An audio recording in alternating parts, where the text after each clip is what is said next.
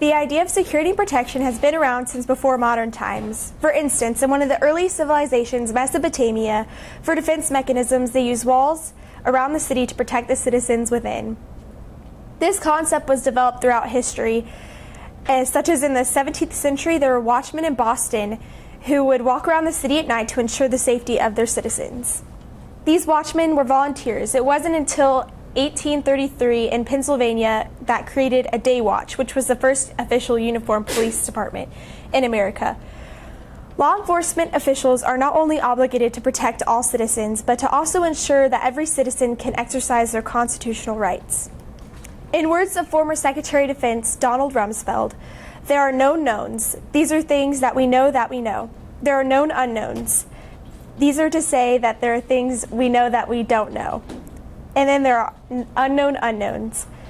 These are things that we don't know that we don't know. I want to dedicate my life to discovering what the known unknowns are while working to ensure that the unknown unknowns do not manifest into something that can endanger this great nation and its populace. Hello, my name is Camie Webb and I'm studying law enforcement and criminal justice, and I hope to one day protect our country and its citizens within it to provide justice to those who have been wronged. One of the most dangerous cities in Texas is West Laco, located south of Dallas. The average crime rate in West Laco is 84% higher than the average crime rate in the United States. In Texas, it's 121%, and in the United States, it's 130%. In West Laco, you have a 1 in 17 chance of becoming a victim to a crime. Most of these crimes in West Laco are property crimes, which is what it's like in most areas. For example, burglaries, robberies, and arson. Violent crimes are a close second, such as aggravated assault, rape, and murder. And West Laco isn't the only country in the world with these intense crime rates. There are thousands of cities that go through this. One thing I've asked myself is, how can we prevent crime from happening, and how can we prevent people from becoming victims? And my answer was crime prevention. With this concept of crime prevention in mind, I conducted my interviews not only to get a career outlook, but to also learn more about crime prevention and how different cities can apply it to different communities. So in ISIM, we do our research through two different ways. We do primary and secondary, and for the primary we did interviews. So my first interview was with Officer Rispe, our school resource officer at Frisco High School.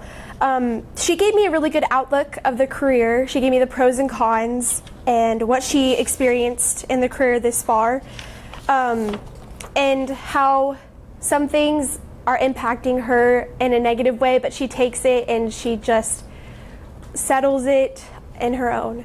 And then my second interview was the Chief of Police of Frisco, Chief Bruce. He told me more about the educational side of being a law enforcement officer. He told me what I should study in college and that I shouldn't isolate myself with a criminal justice degree, because then I wouldn't be able to adventure to other departments and stuff like that. My third interview was with Sergeant Britton, who is now my mentor. He specializes in crime prevention, and that was really exciting to me to have an interview with someone that was in the crime prevention unit, because I was mainly studying crime prevention. And he gave me a lot of insight to what I could contribute to my original work, which was an essay over crime prevention. My fourth interview was over at the Richardson Police Department with Sergeant Perlich. He was with the Internal Affairs, which is like the police of the police, and media relations. He taught me more about the career outlook of that specific unit. My fifth interview was with Sergeant Jay Ream at the Frisco Police Department. He was in the Capers unit, which is a crime against persons unit.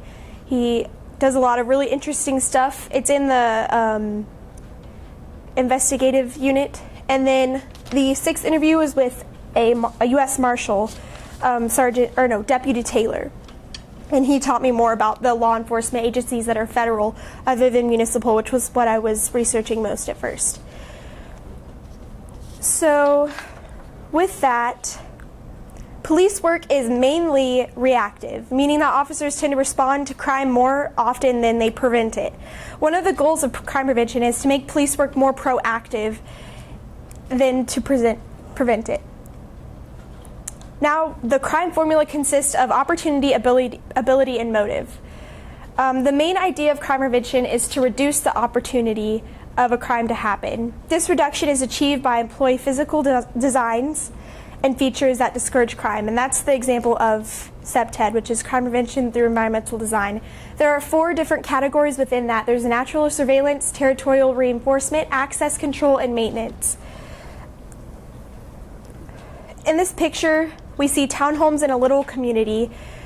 We see people walking on the sidewalk, which encourages community interaction, which is something really emphasized in police work.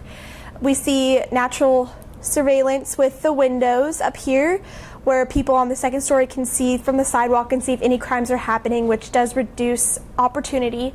We also have access control with the gates, and then territoriality with the fences and the bushes. Low gardening with the low bushes, so you can see through the windows to also create that territoriality, or not territoriality, but surveillance. The next crime prevention technique I want to talk about is focused deterrence. Deterrence is a way to deter people from committing crimes, such as, have you guys ever seen that movie or that show Beyond Scared Straight? That's an example of deterrence, to scare people from doing these things because of the consequences that are a result of doing or committing crimes. So there's 2 different types of deterrence. There's general and specific. General is towards the entire population, people who have committed crimes and people who have not. There's developmental deterrence, which is towards children. And then there's specific, which is towards felons and people who have already been convicted of crimes. It's kind of like a fear tactic to scare people from committing these crimes. The next crime prevention program I'm going to talk about is problem-oriented policing. It's an analytical method that they use. They take other cases they have worked and they apply it to new cases that they're given to help them solve it and help them prevent these things from happening in the future. They have the method SARA, which is scanning, analysis, response, and assessment. The assessment part is really crucial. That's a way to prevent this from happening in the future. They have different ways of working with this problem-oriented policing. Some of the examples within the problem-oriented policing category that we have with the techniques are random patrol, hot topic, our hot spots, and focused deterrence, which we talked about last slide. Random patrol is exactly what it sounds like. It's people just randomly patrolling the streets, seeing if anything's happening, checking on traffic stops or anything, because that's where most of the action happens, at the traffic stops, where you can see and communicate with people on a day-to-day basis. The next thing I want to talk about is reporting crime. Most victims don't feel comfortable reporting crimes. They don't feel like they are a victim of a crime, and we call that the dark figure of crime, the crimes that nobody reports. They have different surveys they send out yearly or annually. National Crime Victimization Survey is the most popular one that they send out. It's a little packet. You guys might have gotten it before. It's anonymous, so you can submit these anonymously. That's a way for them to target what kind of victims are being targeted by these criminals. And then there's the Uniform Crime Report, which is conducted by the FBI, and they regulate that. That's just a way to keep track of all the crimes that are happening throughout the United States. So the next thing I want to talk about is my original work, which is all this research combined into a research essay. I called it the analysis and application of crime prevention. So basically, I analyzed all of the crime prevention methods I just talked about and some other ones, and I applied it to different areas, and that really helped me get a better outlook of crime prevention and how we can use that to better prevent crime and help people from being victims of crimes. And the main thing I used was CPTED, which is my personal favorite form of crime prevention, which is a way to prevent crime by reducing opportunity through the physical appearance and infrastructure of a city. And I applied that to my final product as well, which we'll talk about later. So now on to my mentor. My mentor is Sergeant Britton at the Plano Police Department, and he invited me to go to the Citizens Police Academy at Plano, which was great for me. I had a lot of fun with it. It was 11 weeks every Thursday from 6 to 10. I would go out to Plano and we would have these classes, and they'd teach us about each unit and department within the police department. We'd have different people talk about it, and people that worked in the department, so they had a better understanding of it. I learned a lot from this. I learned about the foundation of a police department and what police officers really go through on a day-to-day basis. I'd say my favorite class was the K-9 unit and the narcotics unit. They brought these drugs they captured from like traffic stops and stuff they've seen, and I've never seen these things in my life before, so they looked really different than what I thought they would, and they smelled terrible, all of them, but it was interesting. The K-9 unit, they brought the dogs in, and that was really fun. They don't speak English, which I thought was interesting. Most of them speak Dutch, which was cool, so their trainers had to learn Dutch to talk with the animals. And then most of it was just about each department, and I'll go on to that in my final presentation or final product. I used these units within the things that they taught us at the Citizens Police Academy, and my units in my city that I created for my final product, which was a city that I wanted to emphasize community involvement and crime prevention, which is something I learned that police officers really care about when they're on the streets, is community involvement. So talking with the community, and something I noticed when I was at the Citizens Police Academy was that they just want to interact with us, and they want to build that relationship. They want to build that bridge between people being scared of the police officers to having a relationship with them. That was really important. That's something they really emphasized. So the reason I chose to do this for my final product was to get a better understanding of municipal policing systems within the United States, because that's something I want to do when I grow up. I never really thought about doing federal agencies. I want to have that involvement with the community, and I want to interact with people on a day-to-day basis. I want to impact lives within the community. So that's why I chose this.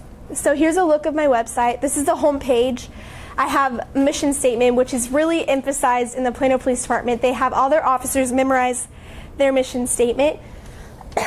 And they have a mission statement for each of their units that they have to memorize. These are the units that I'm going to have, and each of them has a little link to another page of about like what the unit does and what they specialize in, what their responsibilities are, and how many civilians versus officers, sworn-on officers, there are in that unit. And I was surprised. 1/3 of the police department is actually not sworn-in officers. Most of them are civilians, so that was interesting. And here's a look of what I want my city to look like. I named it Secure City, like security city. I thought that was clever. But I did a little beat map. The beats are like what the officers, that's how they separate the patrol. There's 4 different sectors. This is Sector A, Sector B, Sector C, Sector D, and I named like each road after people that impacted my experience in ISM. I thought that was kind of clever. But I have the police departments. I have 2 of the main one in the corner in beat 1, and then the sub police department in beat 2. I have fire departments, which are very important. I tried to get an interview with a firefighter because in Frisco, they have like an integrated call system that they have with the police officers, so like they could figure out when they're going to respond to calls with police officers and vice versa. So I really wanted to get that, but in Plano it's separated, so it takes a lot more work to have like both of them come. But yeah, I thought that was fun. And then I have a hospital, because I thought that was important. So yeah, that's my beat map, and it's a smaller city, so when it expands, like for instance in Plano they have 4 different beats, so that would be like beat 1, beat 2, beat 3, beat 4. They have, what is it? They have 16 sectors, and they have 2 channels. The channels are, in each beat they have a radio call system, because whenever you pull someone over, you have to identify them, their car, their license plate number, because if anything were to happen to the officer, they'd have that information. So they have a radio that they call the channel. So there's 2 channels in Plano, but they have 4 beats, so I thought it'd be logical, since I only have 2 beats, to do 1 channel. And yeah, so for patrolling, it'd be like people in 1A or 1B, and they'd all be in channel 1, all of the city together. So that was really interesting to me. That's something I learned whenever I was learning about the traffic unit and the patrol unit. Now back to the units I did. I have the community involvement unit. They don't have that in Plano, but I thought it's really like important, and I wanted to emphasize how important that is through having like an O unit dedicated to that, because in Plano, the crime prevention unit is in charge of community involvement. I have the crime prevention unit, of course, and patrol unit and traffic unit, recruiting, which is very important, criminal investigative unit, fraud and counterfeit, K-9, internal affairs, narcotics, jails and corrections, crime prevention, crime against persons unit, and property crime. As I said earlier, property crime is the most prevalent crime everywhere. There's not a lot of violent crime. Well, there is a lot of violent crime, but like not as much as property crime. I know all we see is like the violent crime on TV and on the news, but property crime happens all the time. And yeah, you have to have like your own unit separate for that.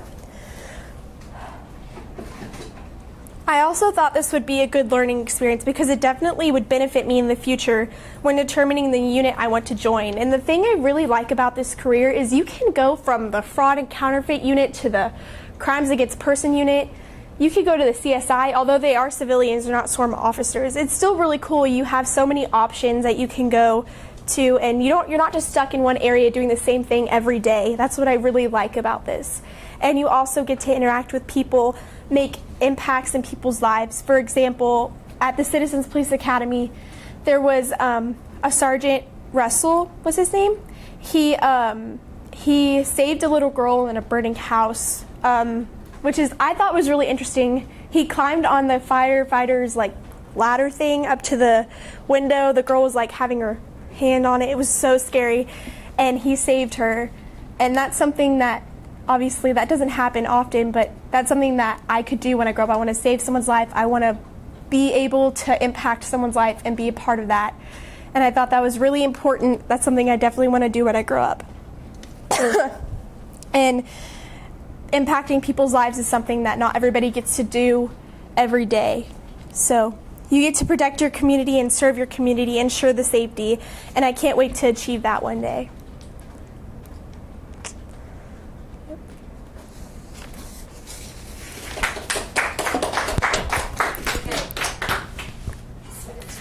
Hey, Camie. Yeah. Can I ask you something? Yeah. How did you get a screenshot